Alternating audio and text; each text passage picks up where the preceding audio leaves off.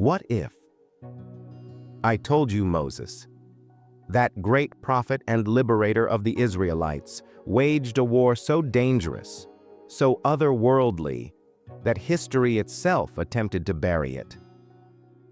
We think of Moses as the one who parted the Red Sea, confronted Pharaoh, and went up the mountain to receive the Ten Commandments. But there's a chapter missing from his story, one only a select few are privy to. A war not just against mere enemies, but something far darker. A war that, if true, would change all that we thought we knew about the Exodus and the struggles of God's chosen people. It is a battle that is not much mentioned in the Bible. It is actually little more than suggested in obscure passages, deeper details hidden away in dusty ancient texts.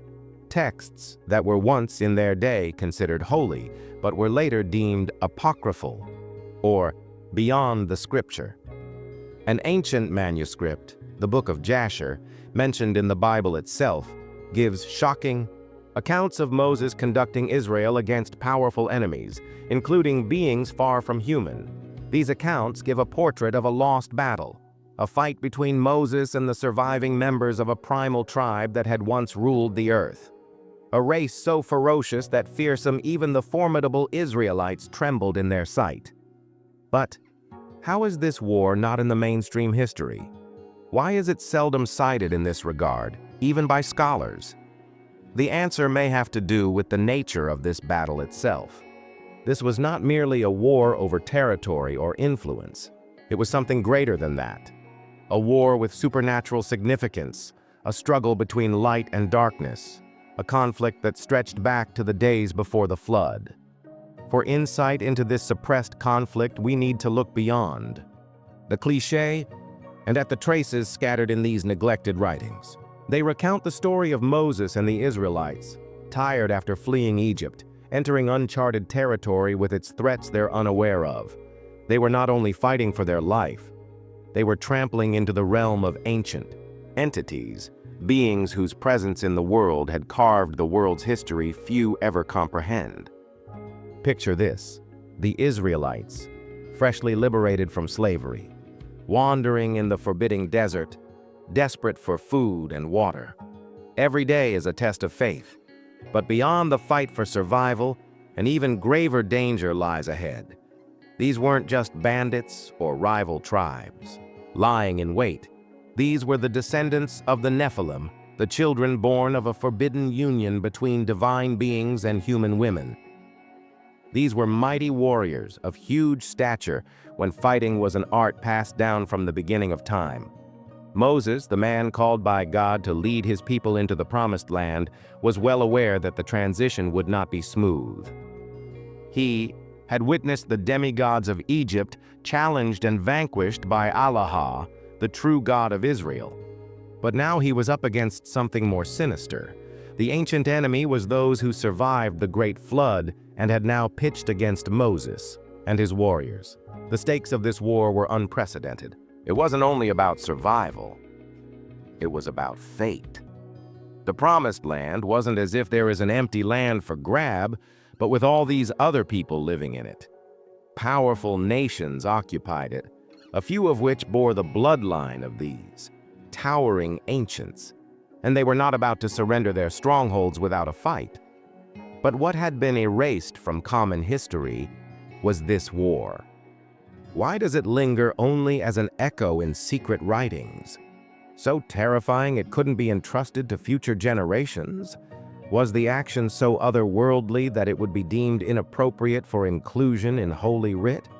Or was it something deeper, tied to forces that didn't want this truth known? Lost texts, like the Book of Jasher, help shed light on what really took place. They tell of wars that rocked the land, of heroes who faced long odds, and of heavenly intervention that shifted fate toward Moses and his people. If these accounts are to be believed, then Moses wasn't merely a prophet. He was a warrior, a leader who fought battles that go unrecorded in the official history of the Bible. And this is only the tip of the iceberg. What truly was going on in that missing chunk of the Exodus? What secrets do these hidden texts have to tell? The War of Moses was not merely a battle for territory, it was a battle for the very future of God's people. Now, if you love discovering these Bible mysteries and want more of it, be sure to subscribe to Bible Says and send a super thanks to fund amazing stories like this. Your support is what allows me to find and share these lost tales from the ancient past. The great flood which covered the earth and destroyed nearly all of life had turned the world to a most terrifying question. How did the giants survive? The deluge was not an accident, but a divine effort to purify the earth of corruption. A cosmic effecting of the reset button, wiping clean the wickedness visited upon the world by the unholy union of fallen beings and mortals. But long after Noah and his progeny repopulated the land, this bloodline remained cursed. Tales of giants kept coming to light, not only in biblical figures, but throughout cultures of the ancient world. The Nephilim were believed to be dead after the flood, but their legacy lived on.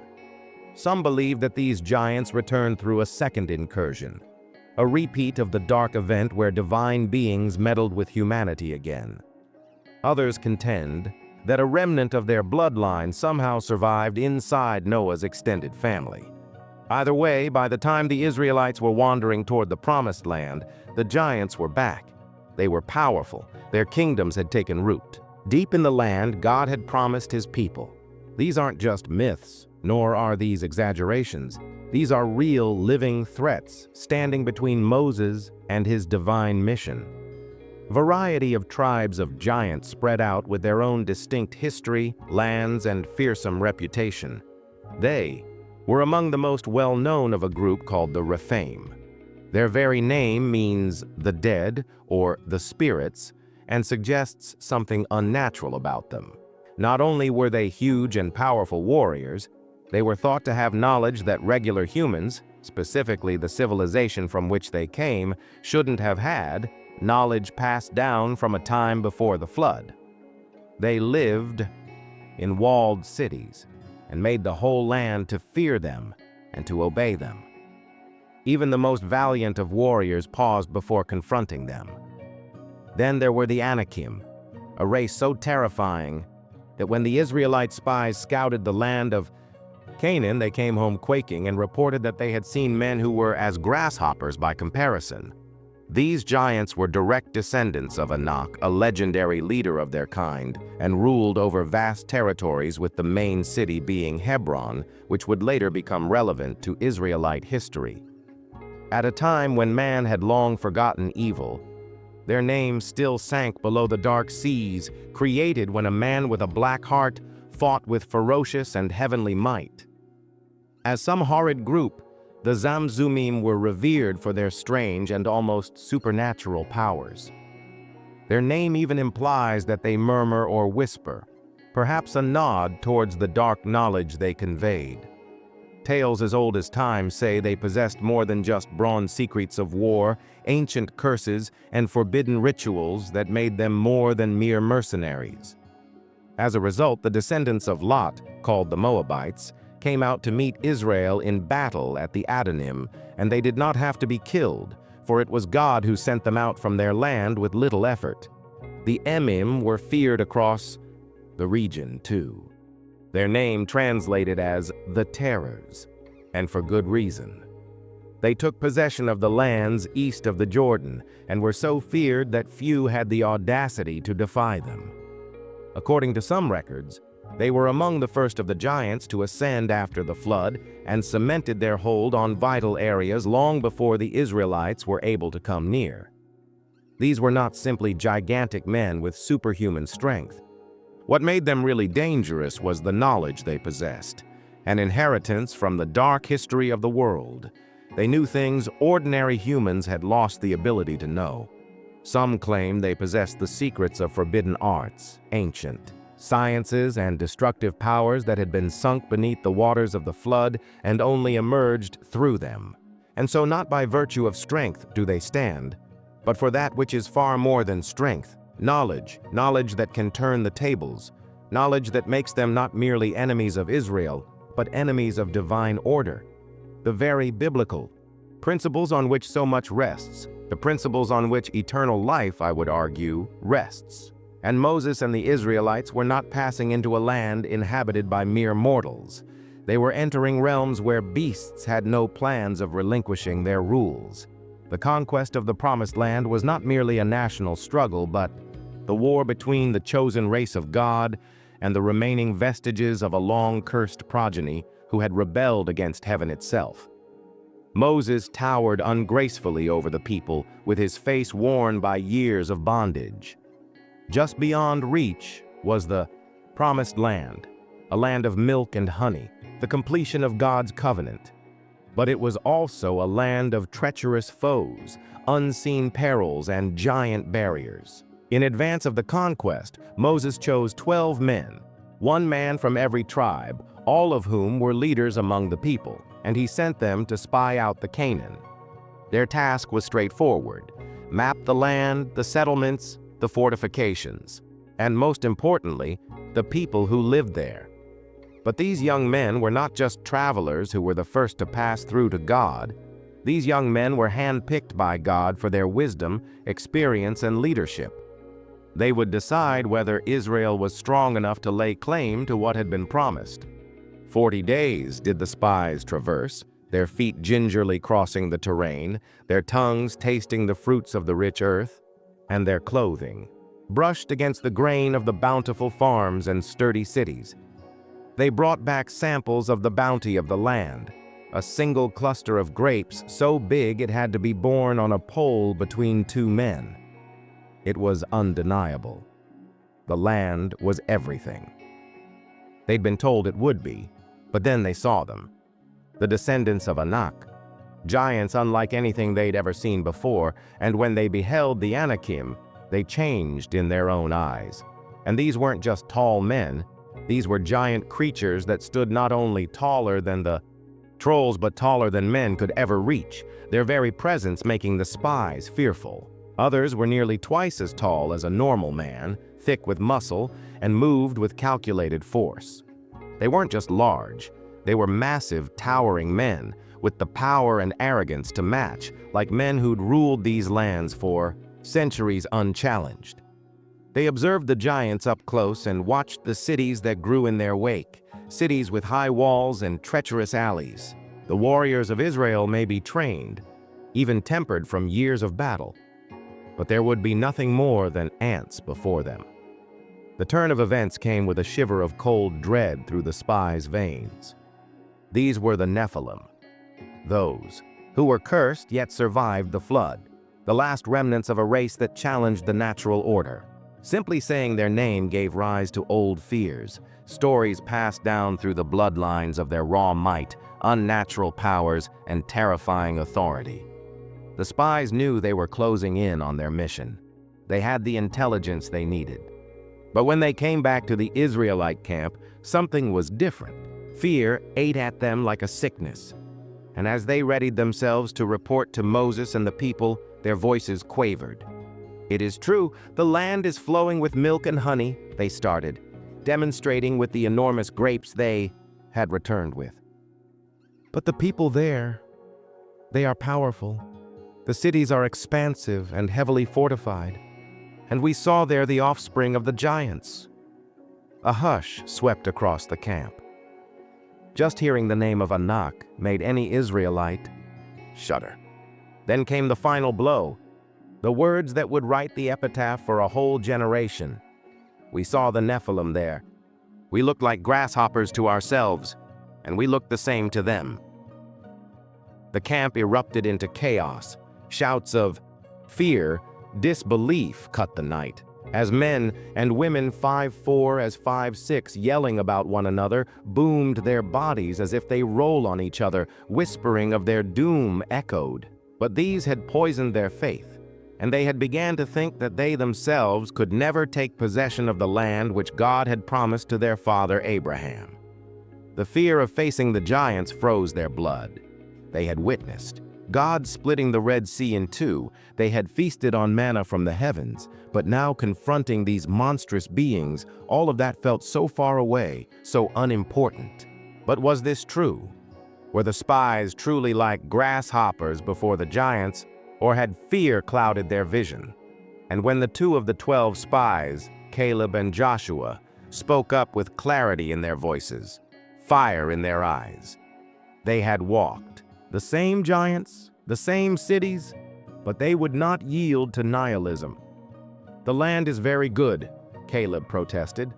"God is with us. He will give it to us. Do not fear the inhabitants of the land, for they are our bread. Their protection has departed from them, and the Lord is with us. Do not fear them." But the harm had already been done. The words of the 10 fearful spies had acting like put toxins in the tent, and not even God's nectar of encouragement would heal the poison that had been planted in the minds of the people. The Israelites, who had once been fantasizing about freedom and conquest, now were talking about going back to Egypt. They wept and cried all night long, saying it would be better to die in slavery than to be slaughtered by the swords of giants. It wasn't only the fear of battle, it was the fear of failure. The Titans had triumphed without even raising a solitary weapon. Their mere presence had broken the spirit of a nation. This was psychological warfare at its best. The Nephilim were the ones who didn't need to fight. They only needed to exist. The fear they instilled was sufficient to incapacitate the Israelites, to make them doubt their ability to fight, to doubt even the faithfulness of their God. And that doubt was a much deadlier weapon than any sword or spear. In the end, the fear of the people, despite the pleas of Joshua and Caleb, was their undoing. Because they refused to believe God's promise, they were condemned to spend 40 more years wandering in the wilderness. A whole generation would perish without ever entering into the promised land, all due to fear of an enemy they never even fought. Canaan's giants had already won before the battle ever started. Og, king of Bashan, was no common king. He was a giant, cloaked in legend and myth, a survivor of the ancient race that had haunted the minds of men since time immemorial. He was among the final remnants of the Rephaim, a bloodline with a lineage that extended back to the Nephilim of old. Og was unique among the Canaanite foes Israel would face. His presence in the land was an affront to Israel's claim to the promised land. More than a king, he was a living relic of forgotten time, a vestige of an era when giants strode the earth, their power unbridled. The only records of Og's size are sufficient to instill fear into the hearts of any who hear his name. His bed, an iron frame almost 13 feet long, was proof of his colossal size. This was not some exaggeration, no tall-tale foe to scare enemies. This was the physical reality of the last of the Rephaim. He towered above others, a walking force of strength, a being who defied the natural order by his mere existence. How could the ordinary soldier, however disciplined and determined, throw himself against such a creature? Og had ruled over Bashan for years, and his hold over the land was iron-fisted. The territory he held was sprawling, from walled-in cities to rich croplands. His empire was forged in conquest, his Praetorians brutal and loyal. Unlike the dispersed Anakim or the splintered other giant clans, Og had a stable domain, and his forces were well organized. The cities were constructed with gigantic stone edifices, a reflection of their king, imposing, unbreachable, and ageless. And then Moses and the Israelites came along, having recently defeated King Sihon of the Amorites. The Israelites started their march toward Bashan. Word of their victories spread quickly, and fear ran through the land. The Israelites were no longer a rambling band of runaway slaves. They were a mighty bunch, a nation, a people moved by the power of God. They had brought down great cities, defeated veteran armies, and terrorized emperors. But Og was no ordinary king. He did not hide behind walls or send peace messengers. He did what no one else had dared, rode out to meet them in battle. The battlefield was set.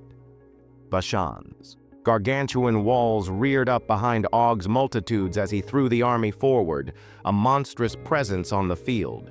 His battle-scarred warriors stood resolute, their polished weapons shimmering in the sun. The Israelite army had won great past victory after another, but no one had fought this particular enemy before. They'd heard the stories about the giants, seen the remnants of their bodies, crushed the scattered remains.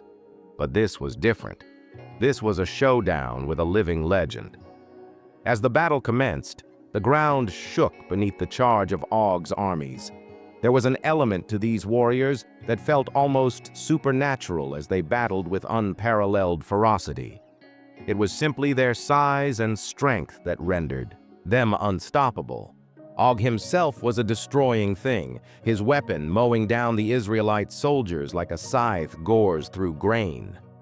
The sound of clashing steel and yells of warriors in battle echoed. But Moses had not brought his people this far to fail. Who, because they had witnessed the miracles, who had crossed through seas made dry, who had wandered the wilderness sustained with divine provision. They were not alone in the fight. They bore the weight of a divine promise, and in the roar of combat, something turned. Although the Israelites were outstretched in size, they hit with precision and in overwhelming numbers. The plan was evident: encircle Og, cut him off, and break him down. Learned from previous experiences with the giant clans, they had, for drive-through cars weren't capable, despite how close they came, of an empathic purr, said one after another with patient voices, that the strong survive not by bending the knee, but by defeating their opponent in the strength of battle. They fought with cunning, finding weak points, attacking the tendons and joints in their enormous enemies. The fight continued, but slowly. The tide started to shift. Then, in a moment that would resonate for generations, Og fell. The final treatment of the Rephaim Four is the giant king who appeared Darius Tor, the captor of Arai of Israel. His massive body, once the embodiment of authority, was lifeless, his iron recliner empty for all time. With his fall, the last major bastion of the giants fell. The cities of Bashan, assumed to be invincible, ceded to the Israelites. The battle with Og was more than a mere victory. It was a declaration. The ancient bloodlines that once dared defy the heavens were snuffed out. That fear, which had gripped Israel in terror when they learned of the giants, had been broken. And with the defeat of the last scion of a cursed bloodline, the way to the promised land was open. The other battles faced by the Israelites during their wilderness sojourn do not compare to what they faced from the Amalekites. It was sudden, ruthless, and a strategic masterstroke, as if their enemy had known precisely when and where a blow would land. The Amalekites did not go to war the way regular nomadic tribes go to war. They did not wage a full-fledged war. With Israel, they did not negotiate. Instead, they unleashed a savage ambush against the weakest and most vulnerable, the old, the women, the weary stragglers at the rear of the Israelite camp. It was not a traditional war. It was an act of cold-hearted cruelty, an effort to crush the will of a newly liberated people before they could set themselves upon the pathway of nationhood. But the Amalekites were a little different. Historically, they were described as a fierce desert tribe. But how they attacked, how they terrorized, and what strength they displayed suggested something else.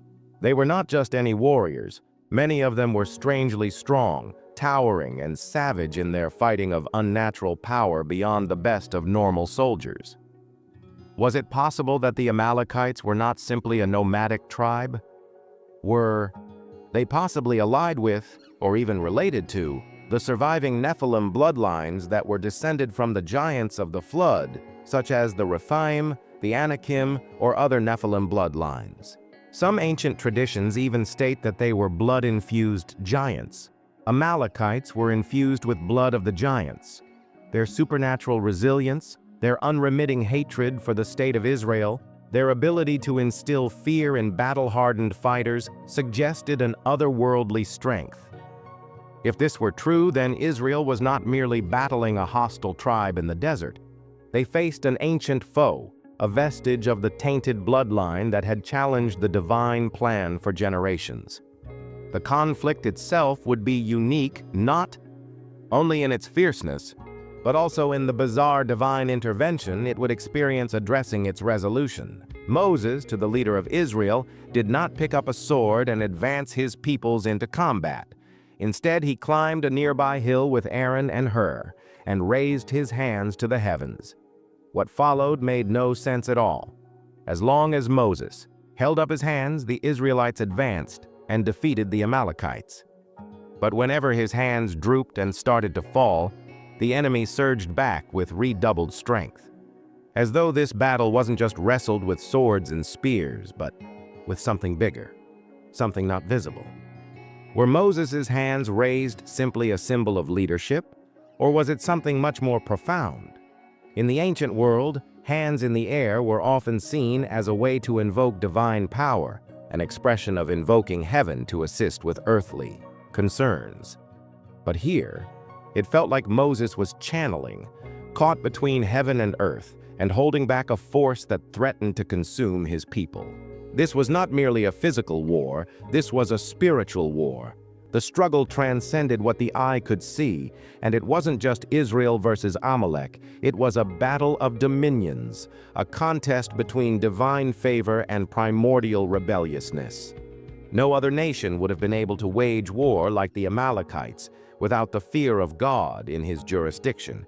They weren't merely fighting for land or resources, they were fighting to annihilate the Israeli population. It was as if something older and darker than human rivalry was goading them. As the battle wore on, Moses became tired. His arms shook with the burden of command, fatigue about to drive into the dirt. But Aaron and Hur rushed to his side when they saw the struggle. They did not offer him words of encouragement, however, they literally held his hands up, keeping them held high as the sun moved across the sky. With his hands, they upheld him so that the holy hand may not depart from the seat of Israel. The battle raged on, but little by little, as time went by, they were closing in on the Israelite people. The Amalekites, powerful and crafty though they were, started to fail. That force, whatever it was, that had accompanied them throughout the battle, the haunting energy that had sustained them every time Moses' hands dropped, seemed to be fading. Their unyielding charge started to splinter, and they dropped one after another to the swords of Israel's fighters. Now, as it came to evening, the Amalekite people were totally overcome. The ambush intended to crush Israel had produced a stinging failure, but the importance of this battle entailed much more than military success. The war against Amalek was the first time Israel encountered an enemy bent on total annihilation. It was the first time the battle was not won by brute force, but by divine intervention.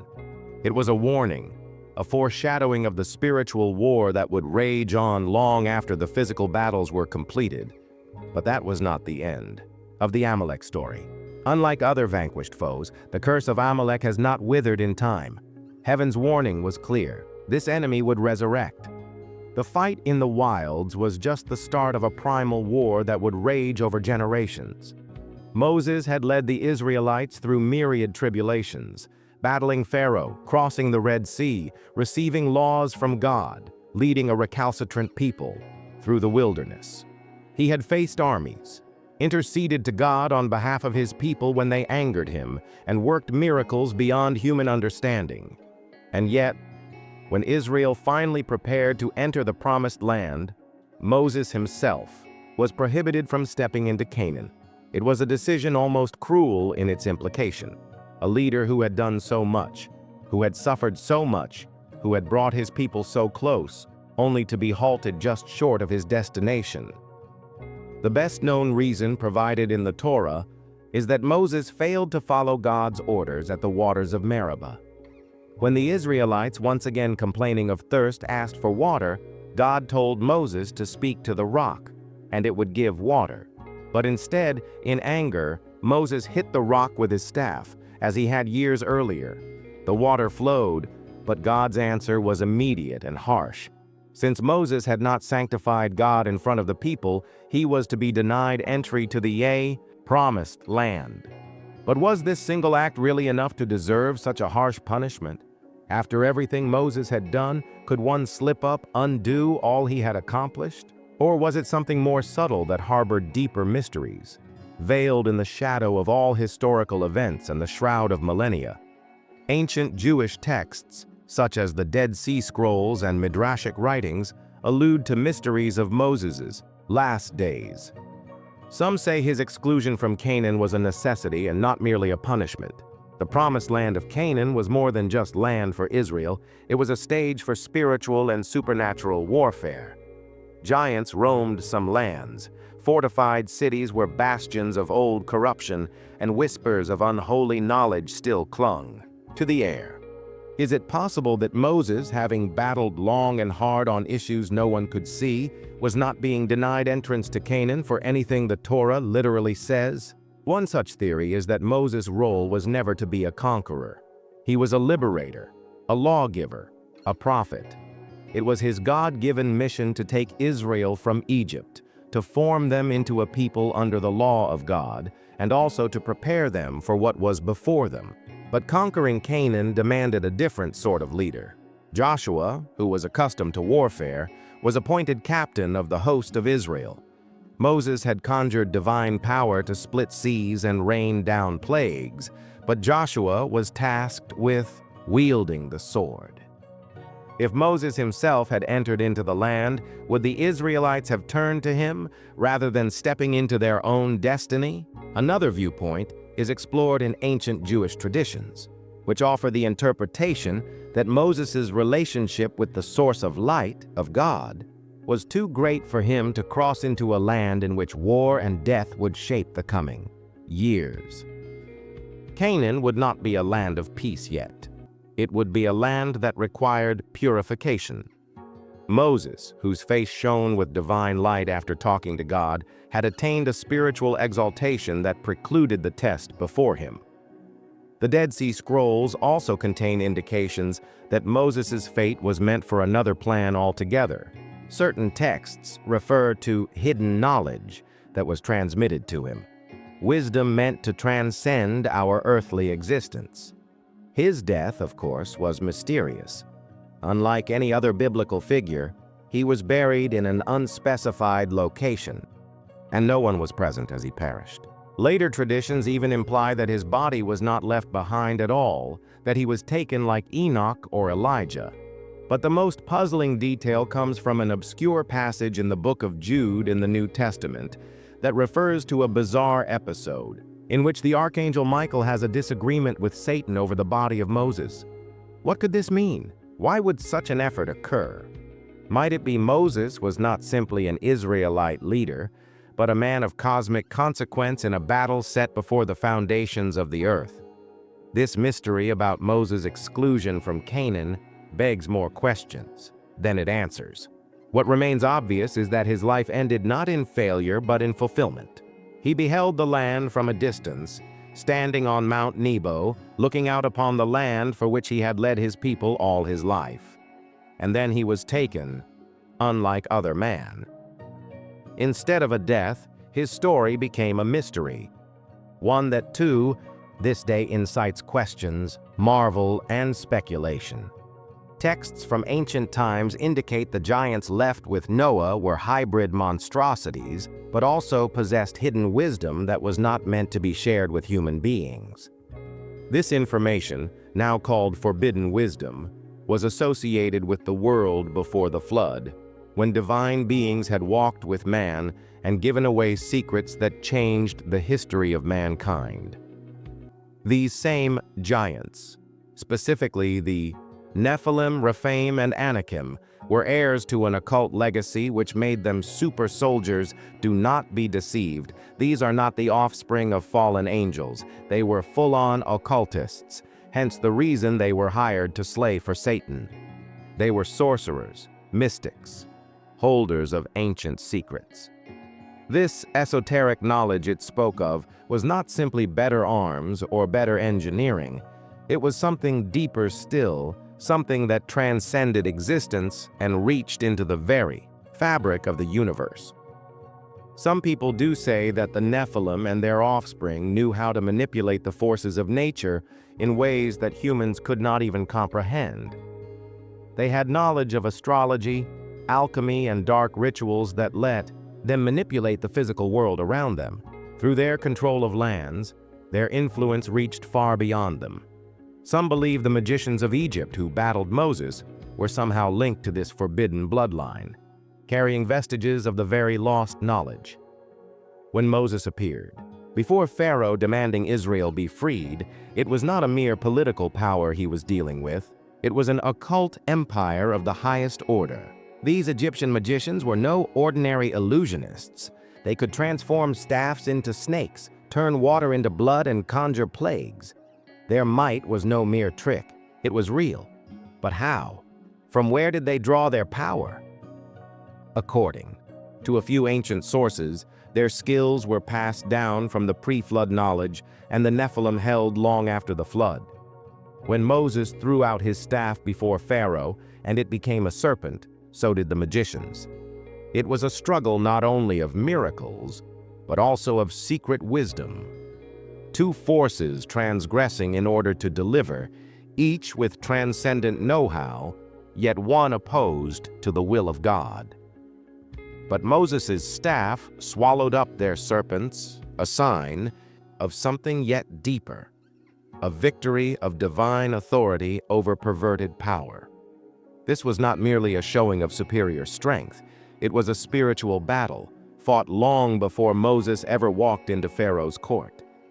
But this leads to the much deeper question. Why was this knowledge so dangerous? The Book of Enoch and other apocryphal writings detail how heretical entities had imparted secrets to mankind that they were never intended to have.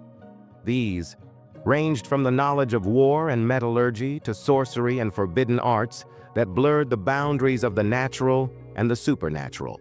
Their descendants, the giants, became the guardians of this knowledge and used it to rule, deceive, and corrupt. Moses' life was not just about leading his people out of Egypt.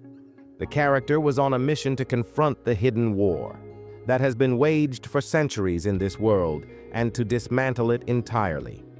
The conquest of Canaan wasn't only about acquiring land, it was also to rid themselves of the last vestiges of forbidden knowledge.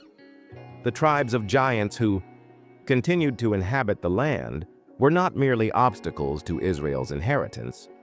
They were vestiges of a bygone era that had rebelled against divine order. This conflict between Moses and the occult heirs was not just physical. It was a war of ideologies, a war for spiritual dominion. The law delivered to Moses in the wilderness at Sinai was not merely a strict code of behavior. It was a direct correction to the chaos and lawlessness the Nephilim had proliferated in the world. Where they had taught forbidden sorcery, Moses delivered divine commandments.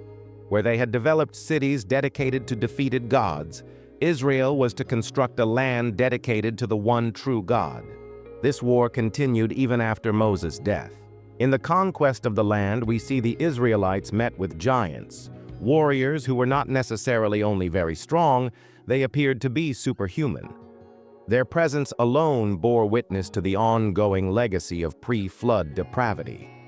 They were not merely being conquered, they were being eliminated. A history that billowed, threatened to return again and again, was being cleansed. The secret war between Moses and the heirs of forbidden knowledge was never one of meat-space clashes. It was a war against something much more ancient, one that had begun in the days of Genesis and would keep coming back throughout the ages. The Nephilim were holy giants, but they had become monstrous, for though they were of heaven, they had tasted knowledge that they were never to bear.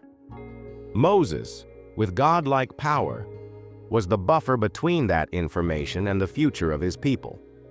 The Book of Jasher, another ancient text mentioned in both Joshua and Samuel, carries stories that extend outside the Mykener-like biblical stories. While many know of Moses as the leader of the Israelites and the recipient of the Ten Commandments, esoteric writings suggest that he was also a fierce warrior who fought battles that the history books have purposely obscured.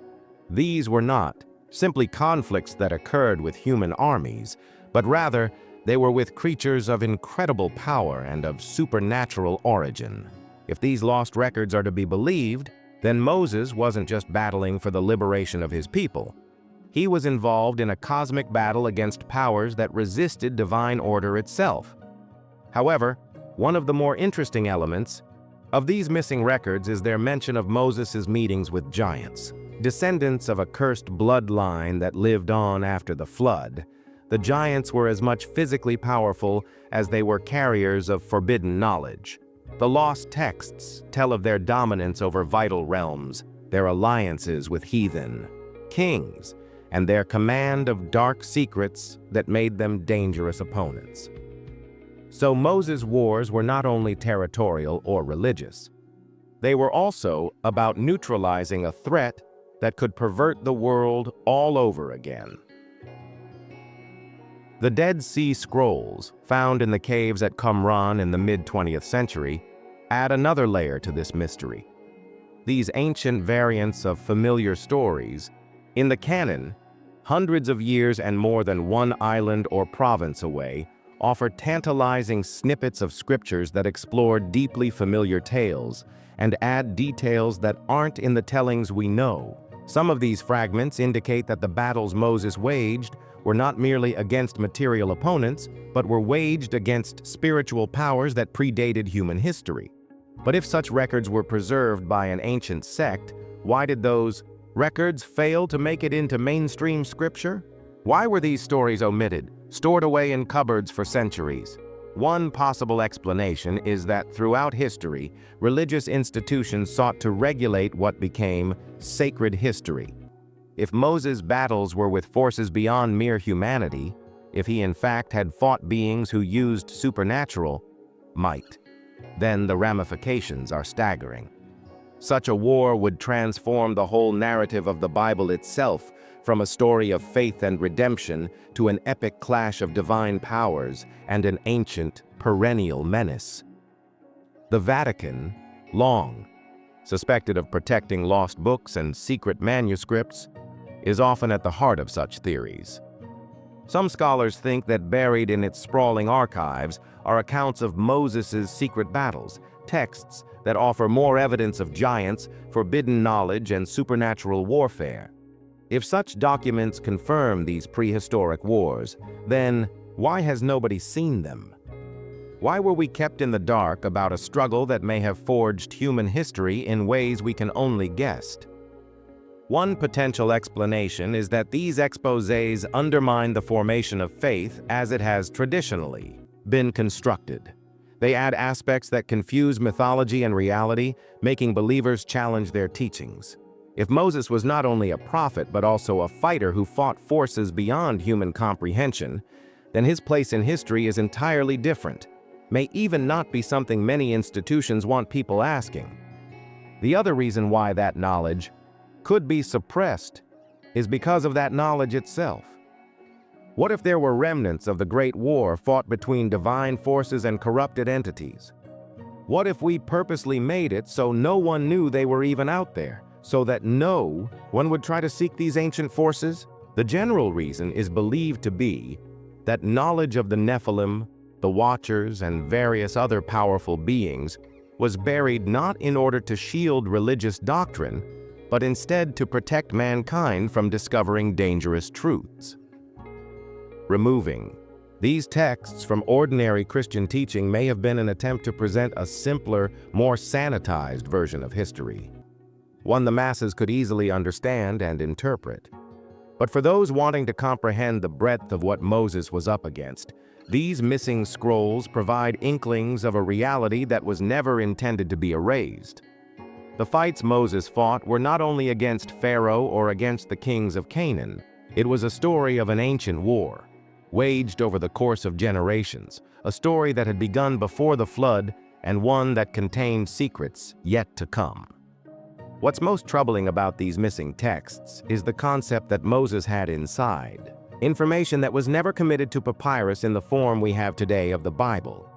Was he pluralistically instructed from heaven, not only to lead his people, but to neutralize a formidable threat? Was he conscious of forces that, without intervention, might have changed the trajectory of history permanently?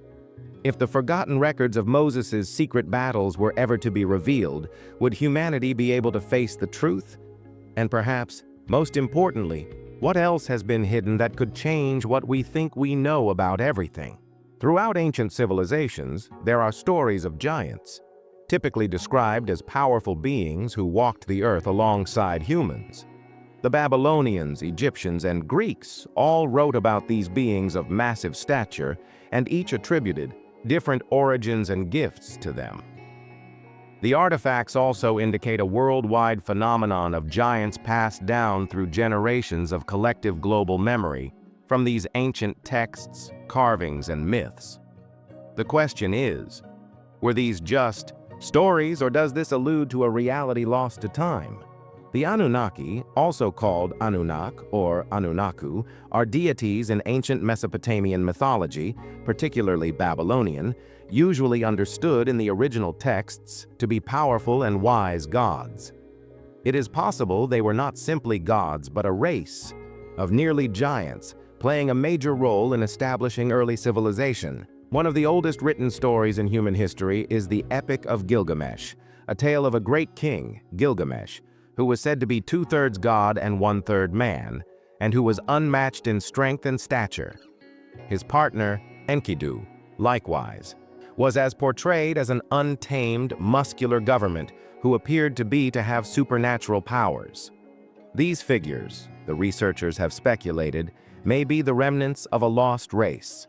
Giants who once communed with men and then faded into myth. In Egypt, enormous monuments like the pyramids and the pharaonic statues pique interesting inquiries.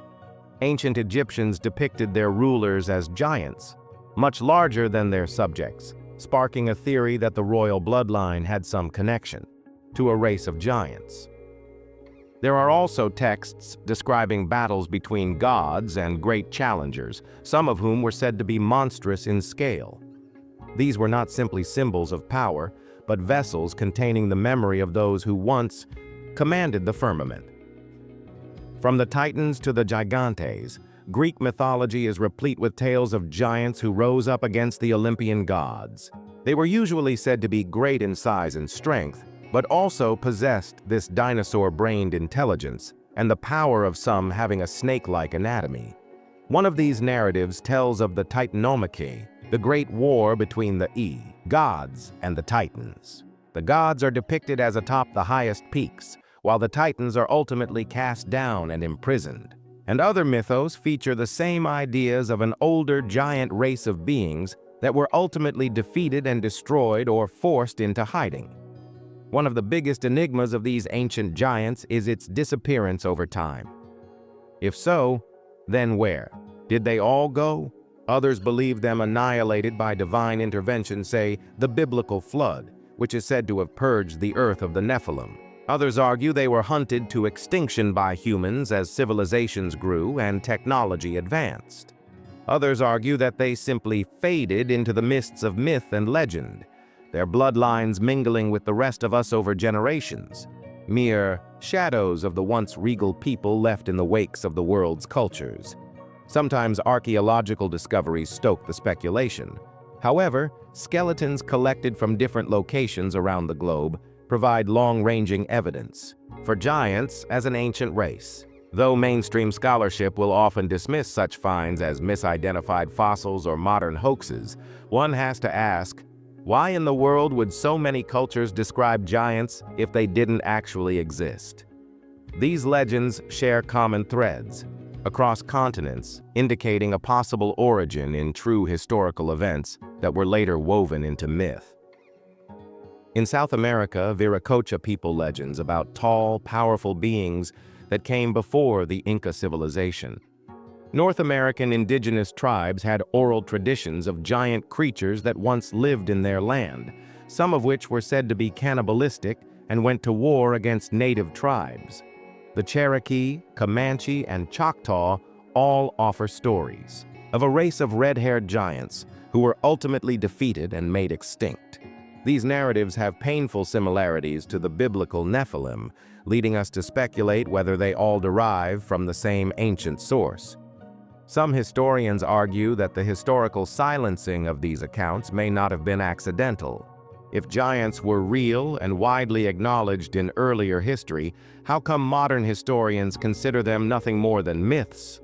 Perhaps these tales were based on truths that flew in the face of the established narrative we have of human history. If an advanced, powerful race of people once lived alongside early humans, possibly even ruled them, it would upend our assumptions about how civilization originated. Whereas skeptics assert that the giants of mythology are nothing more than symbolism, the consistency of those descriptions through the eons and ancient pages is hard to overlook. Be it the Anunnaki of Babylon, the Titans of Greece, or the Nephilim of the Bible, these beings have left an indelible mark on human storytelling. The stories, if they are rooted in real history, the disappearance of the giants may not have been a natural extinction but an intentional erasure, one that civilizations through the ages have had trouble remembering. The myth of the behemoth has persisted through the ages in mythology and religious writings, not to mention archaeological finds. But what if these ancient creatures were never truly destroyed? Even Moses and the Israelites fought wars against the giants, which some of them killed. But is it possible that some survived? If so, where did they go? It must make one wonder if you could still find traces of their very existence in the modern world, whether it be through tales passed down through the ages, species we have forgotten, or perhaps even in our very DNA as a species. The Bible details battles that Moses and Joshua did with these tribes of giants, such as the Anakim, Rephaim, and Zamzummim. According to the book of Joshua, the Anakim were expelled from most of Canaan, but remained in a few strongholds, in Gaza, Gath, and Ashdod. This matters because generations later, Gath was the hometown of Goliath, the Philistine giant whom David famously defeated. If some residual of the Nephilim bloodline could be found in David's time, it suggests that they were not entirely destroyed. Some may have taken refuge in other lands, abandoning their lineage and knowledge. Myths from all over the world claim that giants traveled to faraway lands at some point, where they became hidden in the wilderness of impenetrable land. Native American tribes told tales of red-haired giants who once roamed throughout the land in giant caves only to be hunted and killed. Tales of the Siteka, a tribe of giants that were ultimately forced into hiding, reside in the Lovelock Cave in Nevada.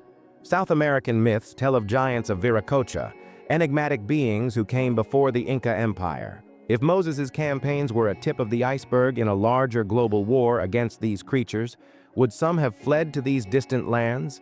Norse mythology chronicles the Jotun, an ancient race of colossuses in old Europe that tussled with the gods.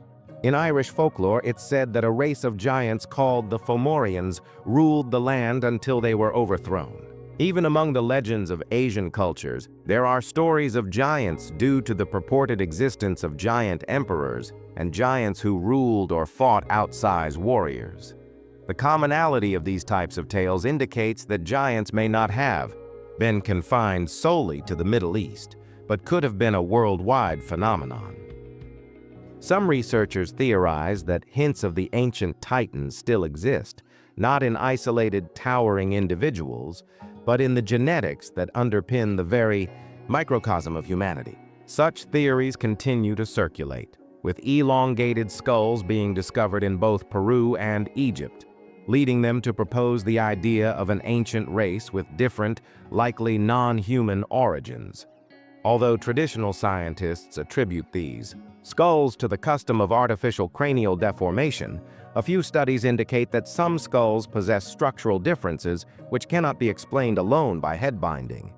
Are these remnants of a forgotten line tied to the Nephilim? Recent advances in DNA research are unlocking new doors to humanity's past, and some could argue that evidence of an ancient hybrid race lies hidden within our genome. According to the Book of Enoch, the Nephilim were a hybrid race, the result of fallen beings mating with human women that resulted in a powerful bloodline, both physically powerful and intellectually gifted. Of course, quite a few fringe theorists additionally like the idea that some people today still carry remnants of this primeval blood, leading to, for example, exceptional smarts or athleticism or talent in the mystical arts, etc. Is it possible that the Nephilim bloodline lives on, innocuously shaping history from the shadows? Another controversial theory attempts to connect the giants to modern genetic experimentation and DNA manipulation, while others suggest that there are genetic defects and rare medical conditions which lead to growth disorders, which we already understand could include gigantism, are remnants of Nephilim DNA taking shape in isolated people. Are modern scientists unwittingly unlocking this genetic code of the gods based on ancient descriptions of beings that had great strength, long life, and extrasensory abilities? There have been reports of secret genetic experiments, cloning, and attempts at human DNA manipulation. Could they be trying to revive this lost bloodline of the giants? There are also mutterings of government cover-ups and stifled discoveries. Over the years, claims about giant skeletons being discovered have surfaced, only for them to go missing from the public record. Some researchers claim that evidence which would change human history has been concealed by organizations such as the Smithsonian. If the physical evidence for giants has been discovered, why has it been hidden from public awareness? Could it be that some powers want to conceal the truth of ancient beings?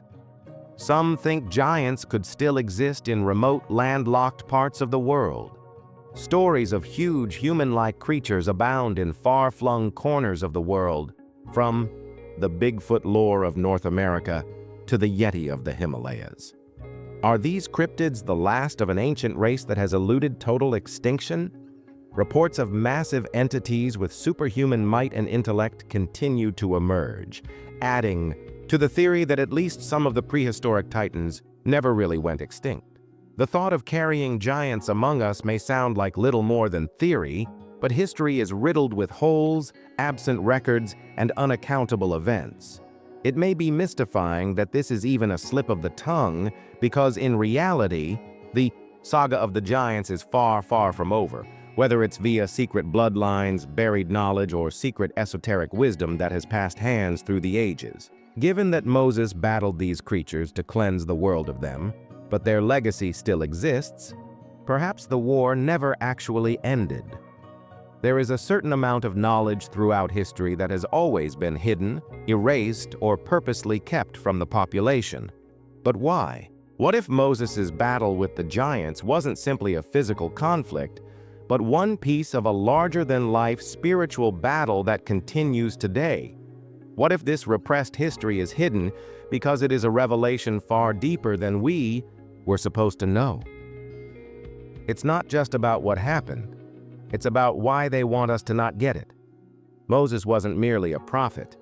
He was the leader of an enslaved people, a warrior who went to war against great nations and, according to some accounts, a man who battled beings at least partly monstrous. The wars against the Nephilim-descended giants were not just about land or survival. They were about something much more dangerous: knowledge. These giants, products of a fallen bloodline, held on to the secrets of the primordial world, secrets that, once revealed entirely, would rewrite humanity's game, our purpose, and our place in the cosmos and beyond. Ancient writings such as the Book of Enoch, Book of Jasher, and even the Dead Sea Scrolls suggest that the Nephilim were not only titans above mortal men, but were also endowed with forbidden knowledge of mystical sciences, advanced weaponry, and occult wisdom from the fallen beings that created them. Some interpretations suggested this knowledge was dangerously powerful, shifting the balance of spiritual authority. Is this the reason why Moses and his people were told to wipe them out strictly? not only to eradicate their physical threat, but to guarantee that their secret knowledge would remain buried. No, this fight was not against flesh and blood, but against unseen forces. And so the war against the giants took place, a microcosm into the larger, 1587-036546. There are accounts within every ancient civilization of a time when gods walked with men, when knowledge was bestowed that could enlighten or be misused. Was Moses, through divine guidance, not simply orchestrating an exodus, but a mission to purge the world of the last vestiges of this between hidden knowledge? If this knowledge was so dangerous, then why has history gone to such pains to erase it? Why are so many of those accounts absent from mainstream teachings? Have mighty institutions throughout history or up to today concealed this truth to maintain their narrative? Some contend that sacred texts and lost scrolls have been willfully silenced, hidden in secret vaults or destroyed to ensure that mankind never assembles the full narrative. Might there be forces, divine or mundane, working to ensure that this knowledge never emerges? Moses' true purpose may have been much more than guiding a people to freedom. He stood up to Pharaoh, a monarch himself steeped in esoteric knowledge, and who commanded magicians able to achieve supernatural deeds. He battled the peoples who possessed the final remnants of Nephilim bloodlines. He wasn't simply a prophet. He was a military man in a war more ancient than humanity itself. His own death is even shrouded in mystery. Moses, unlike all other great leaders, received no burial. Rather, he was supposedly led to Mount Nebo, where he saw the promised land but never entered it. Some tellings claim his body was never recovered. Even stranger, some texts hint at a supernatural contention over his body, as if his mere being reeked of a divine unreason. What did Moses do that made him die such a special death? So if the story of Moses was more than just the story of an enslaved colony person leading a nation, but perhaps a small part of a war against ancient knowledge, hidden powers, and the last bastions of some powerful albeit forbidden blood, what does that mean for us now? Have these underlying forces really been purged, or have they just gone below the surface, biding their time until they can re-emerge? Do people still keep this knowledge in secret, even if they work in the shadows to remain unfound, to make sure it never sees the light again? Here's what they don't want you to ask. This is the story they don't want you to hear. But now, the mask has been ripped off. The signs have been left everywhere throughout history, hiding in geological records, described in ancient texts and whispered in myths. The truth is out there for those bold enough to find it. Now it's your turn. Will you take at face value the version of history that's been handed to you? Or will you dig deeper? Will you let this forbidden knowledge to be hidden, or will you question the very nature of your thoughts? The choice is yours.